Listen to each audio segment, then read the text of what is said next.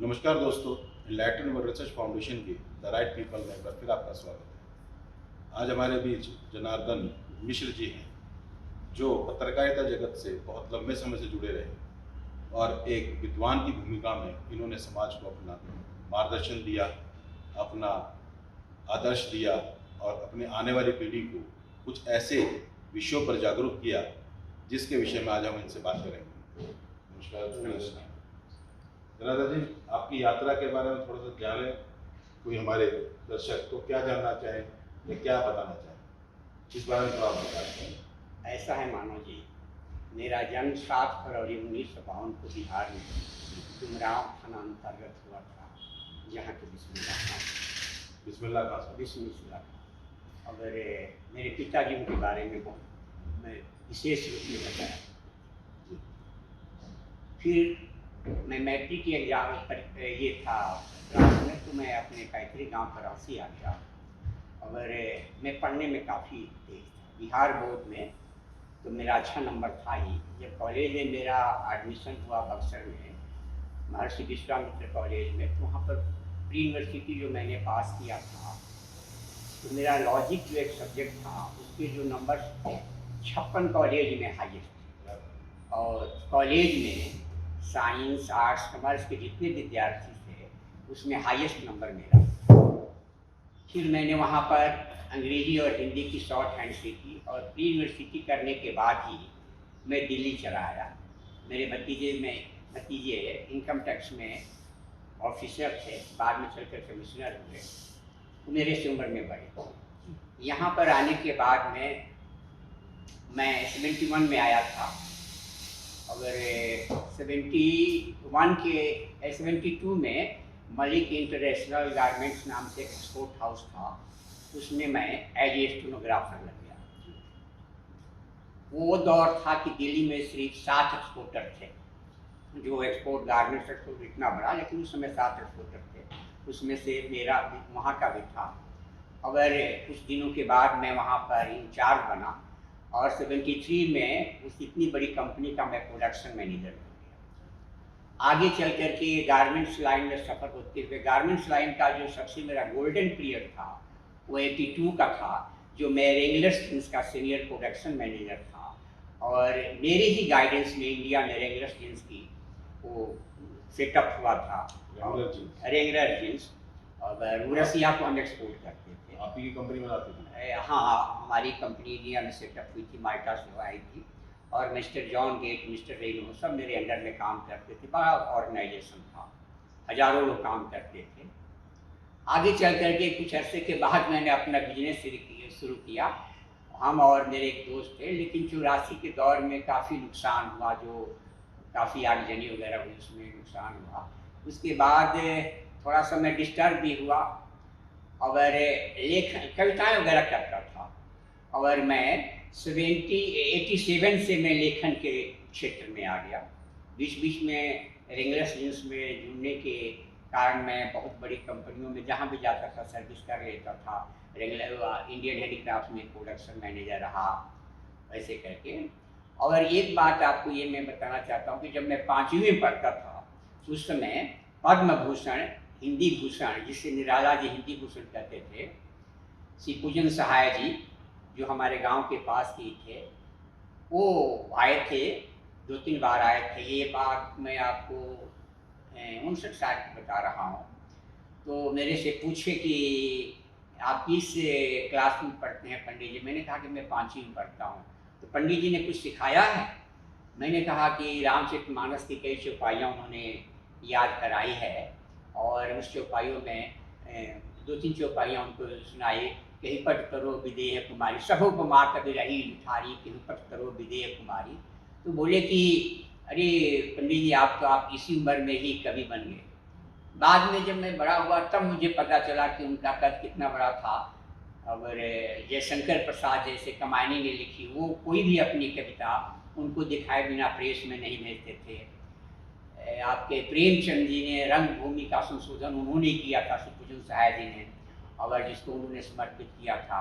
राजेंद्र प्रसाद का जो अभिनंदन ग्रंथ था उसका भी संपादन सुखपूजन सहाय जी ने किया था। महावीर प्रसाद जिसको हिंदी का युग कहा जाता है, उनका भी अभिनंदन ग्रंथ सुखपूजन सहाय जी ने संपादन किया था। राजा राधिका रमन प्रसाद जिनका राम रहीम उपन्यास है, हिंदी का सबसे बड़ा उपन्यास माना जाता है, उनका भी उन्होंने कई एक पुस्तकों का संशोधन और संपादन किया था।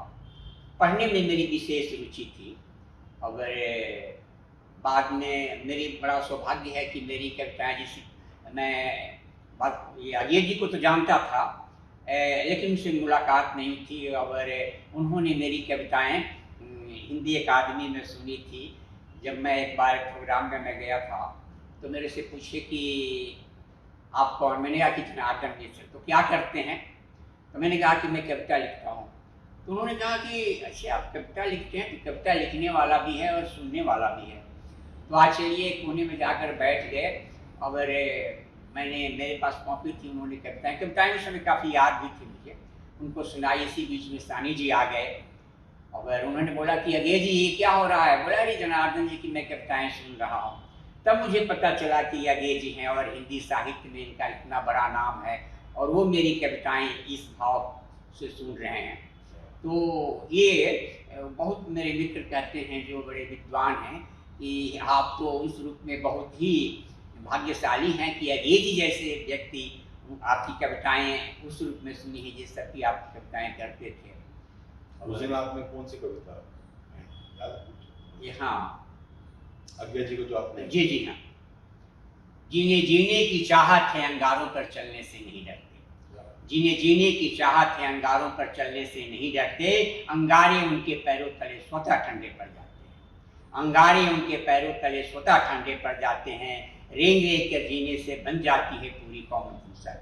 रेंग रेंग कर जीने से बन जाती है पूरी कौम नपुंसक। इसलिए कहता हूँ उठो जियो और जीने की तरह जियो। इसीलिए कहता हूँ उठो जियो और जीने की तरह जियो। शालीनता ऐसी भी नहीं कि चिड़िया सिर पर बैठ करे। शालीनता ऐसी भी नहीं कि चिड़िया सिर पर बैठ करे और तुम बैठे रहो मुस्तबर, और तुम बैठे रहो मुस्तबर।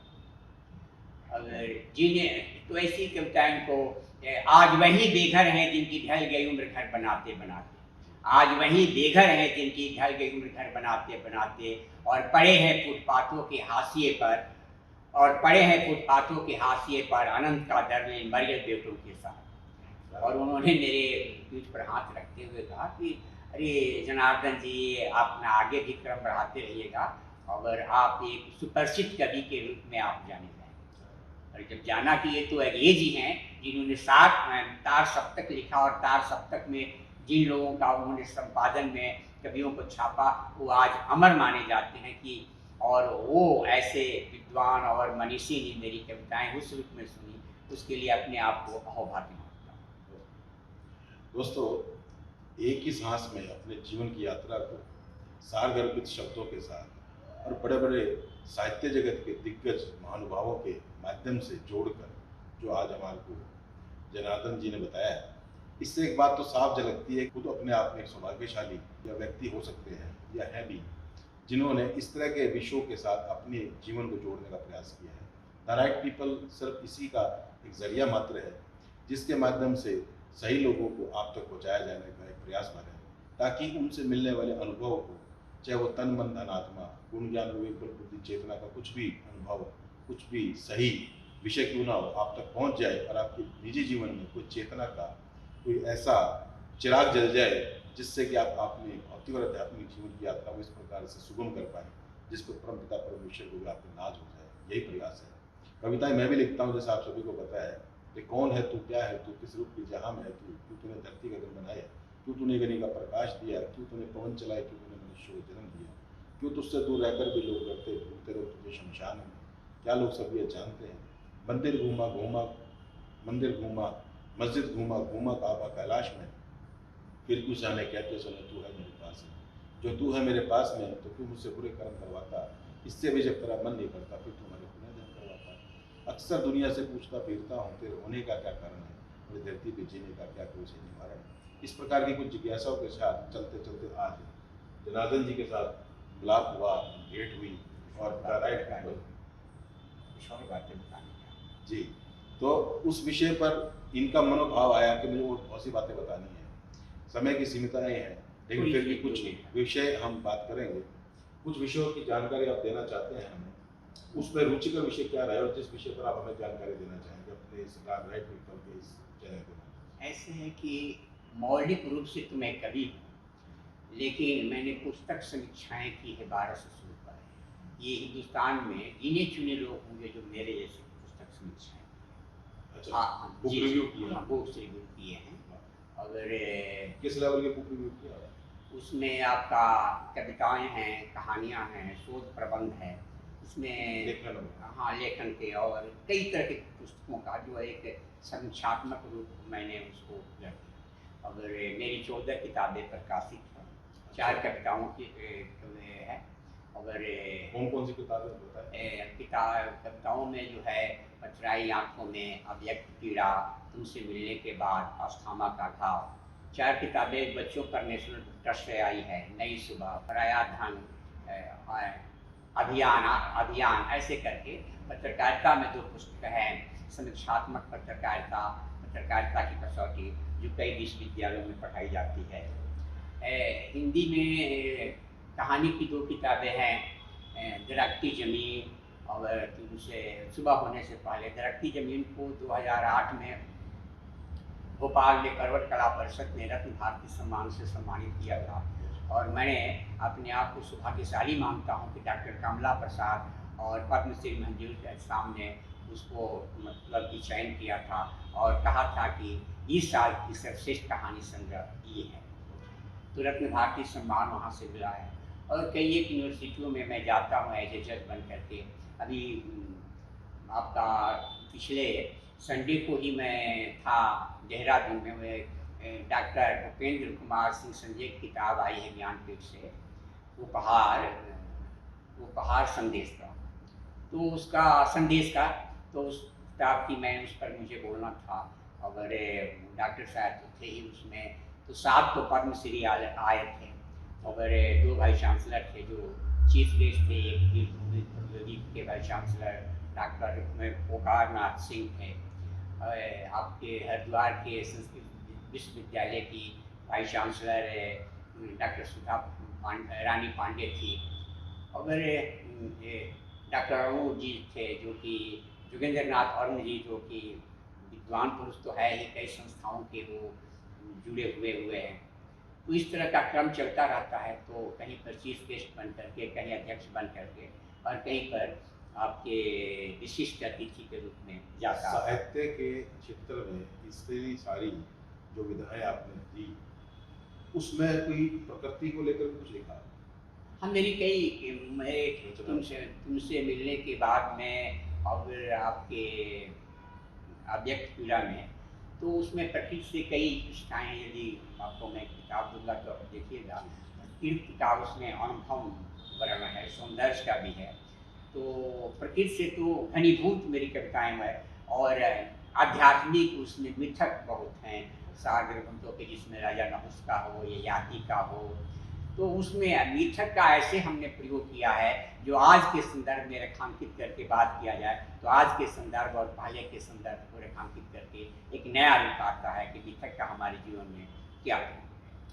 दोस्तों, बहुत सारी रचनाओं के साथ जुड़े रहने के साथ और तमाम तरह के मान सम्मान के साथ जुड़े रहने के बाद भी एक साइंसकी और एक साधारण व्यक्तित्व आप उनके व्यक्तित्व में देख पा रहे हैं।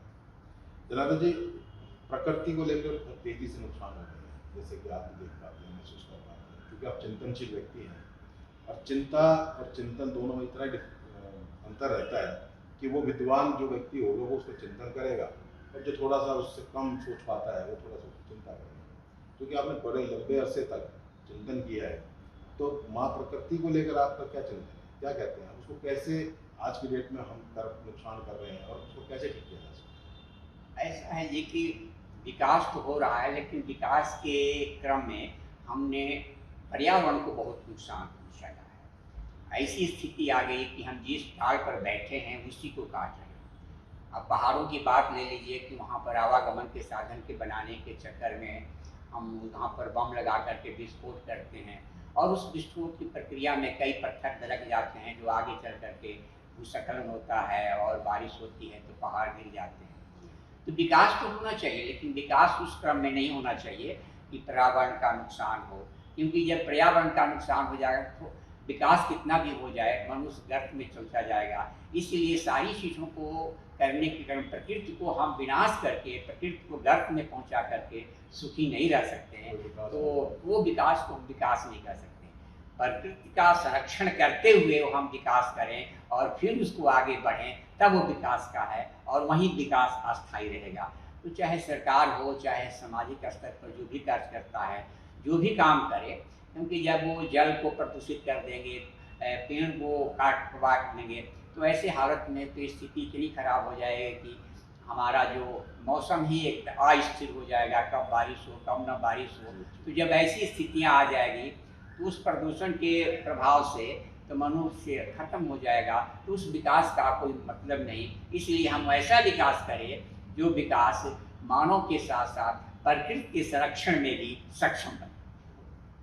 दोस्तों, बड़े सुंदर सार गर्भित विषयों को इन्होंने अपने साझा किया और हमें ये बताने का प्रयास किया कि माँ प्रकृति के प्रति हमारे क्या भाव होने चाहिए और किस प्रकार का स्वभाव होना चाहिए, विकास को लेकर उसका मनोभाव क्या होना चाहिए, यथार्थ क्या है और स्वार्थ क्या है, प्रभाव क्या है। ऐसे है कि जीवन के में यथार्थ का जो रूप है जो हम करते हैं, तो हम ये चाहें कि यथार्थ आपने पूछा और उसके साथ स्वार्थ और हाँ, स्वार्थ का जो विषय ये है कि जो हम करते हैं जो अपने हित उसमें समाहित हो उसको हम स्वार्थ करें। और यथार्थ को अगर यथार्थ ये है कि जो है वस्तु स्थिति है उसके अनुरूप हम बोलते हैं, लेकिन उसमें भी हमको ध्यान रखना चाहिए कि यथार्थ ऐसा ना हो कि नुकसान पहुंचाए। मसलन एक हमारे बहुत पहले से कहावत कही गई है कि एक कसाई है और गाय का पीछा करते हुए आ रहा है और उससे आपसे पूछ रहा है कि गाय किधर गई, तो उस रास्ते को आप मत बताइए जिधर की गाय गई है। लेकिन यथार्थ और सत्य ये है कि आप यदि उसको झूठ बोलते हैं कि गाय उधर नहीं गई, ये झूठ हुआ, लेकिन ऐसा झूठ जो है हाँ वो झूठ नहीं माना जाएगा। तो हाँ, जिसमें जान बचे, जिसमें समाज का, जिसमें देश का कल्याण है, वो उस तरह का यथार्थ हमको अपनाना चाहिए। और परमार्थ ये है कि हम जो करते हैं वो दूसरे का हित हो पहले, उसके बाद हमारा हित हो। तो वसुधैवम कुटुंबकम की जब तक आदमी की परिभाषा मन में नहीं आएगी और उस तरह का व्यवहार नहीं होगा, ये सृष्टि का विकास, सतत प्रयास और सही विकास नहीं होता है। दोस्तों, अभी हाल ही में कल जब मैं ध्यान में प्रभु का नाम ले रहा था तो यथार्थ, स्वार्थ और परमार्थ तीन शब्द मनो मस्तिष्क में पौंधे और उसी को एक आधार बनाकर भविष्य के कुछ इंटरव्यूज और भविष्य के कुछ योजनाओं पर काम करना शुरू किया। उसका सिर्फ सीधा सा मतलब यही है कि यथार्थ में आपकी जो भी तन मन धन आत्मा, गुण ज्ञान विवेक बल बुद्धि चेतना की वस्तु स्थिति है, उसमें आप स्वार्थ कर रहे हैं या परमार्थ कर रहे हैं, एक बार इसकी चिंता करने के लिए चिंतन करने का प्रयास करें। यही आपका असली मानव जीवन है और इसी मानव जीवन के चलते आपको ये मानव योनि मिली जो लक्ष्य 84 से आपको अलग करती है और आपको ये चिंतन करने के लिए आपको मजबूर भी करती है और आपको ये अंदर से जागृत भी करती है कि आपको स्वार्थ करना है यथार्थ की स्थिति में या परमार्थ करना है। इसमें एक इतनी सी बात कहना चाहूँगा कि अगर आप वस्तु स्थितियों से, चाहे वो तन मन धन आत्मा गुण ज्ञान विवेक चेतना की कुछ भी क्यों ना हो, अगर आप स्वार्थ के फलीभूत होकर तृप्त हो चुके हैं तो आज और इसी क्षण से अपने आप को परमार्थ की ओर मोड़ दें। किस विषय पर? वही सब विषय तन मन धन आत्मा गुण ज्ञान विवेक बल बुद्धि चेतना। इसी प्रकार के कुछ एक्सपर्ट्स, इसी प्रकार के विद्वानों को, जैसे हमारे बुद्धि के विद्वान हैं जनार्दन जी, गुण के विद्वान हैं, चेतना के विद्वान हैं और आत्मा के विद्वान हैं, तो तन मन धन आत्मा गुण ज्ञान विवेक बल बुद्धि चेतना के जो एक्सपर्ट ऑफ द एक्सपर्ट हमारे जो द राइट पीपल के माध्यम से हम आपके बीच पहुँचाते हैं, उनकी विद्वता आपके काम आए यही द राइट पीपल का उद्देश्य है। आज के इस एपिसोड में, आज के इस आपके इंटरव्यू में कोई मैसेज आप देना चाहेंगे हमारे दर्शकों को? हमारी तरफ से यही संदेश है कि मनुष्य जो है सारे प्राणियों में उसको सर्वश्रेष्ठ कहा गया है, और जब सर्वश्रेष्ठ कहा गया है तो उसको ऐसा प्रयास करना चाहिए कि उसके चलते किसी भी प्रकृति का नुकसान न हो और विकास हो, और उस विकास में हम ऐसा विकास करें जो सबका उसमें भला हो। जब आदमी स्वार्थ में पड़ करके एक काम करेगा तो न वो अपना उसका सिद्धि हो सकता है, न वो दूसरे का हो सकता है। इसीलिए सारे बंधुओं से हमारा ये कहना है विनम्रता के साथ में कि आप जो करें उसमें ये समझिए कि आप मानव हैं, और मानव को जब सर्वश्रेष्ठ प्राणी कहा गया है तो आपका व्यवहार भी मानव की तरह होना चाहिए, पशुवत नहीं होना चाहिए। दोस्तों, इन्हीं शब्दों के साथ आज अलविदा रहते हैं कि भविष्य की बहुत सारी योजना परियोजनाओं की राइट रिसर्च फाउंडेशन के किसी न किसी रूप में जनार्दन जी का आशीर्वाद, जनार्दन जी का अनुभव और उनका गुण ज्ञान विवेक बल बुद्धि चेतना की जो एक्सपर्टी है वो हमारे किसी न किसी रूप में दर्शकों के काम आती रहे। आज अलविदा लेता हूँ इस संकल्प के साथ कि ये मुहिम हुई चलती रहेगी आप लोगों की सेवा से।